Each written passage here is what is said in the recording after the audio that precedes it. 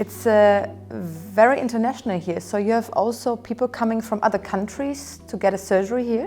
Yes, yes, of course. They come from the Arab countries or from Russia or from all over Europe. So the good thing is we have a very diverse entrepreneurship here. So we speak many languages, and many of my colleagues speak different languages. So we are always able to get around with people from abroad.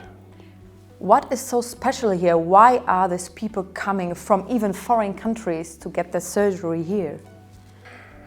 I think because not only me, but also my colleagues have done or developed surgical strategies or injections or whatever, which are unique or which we are doing as first of the world or one of the first of the world.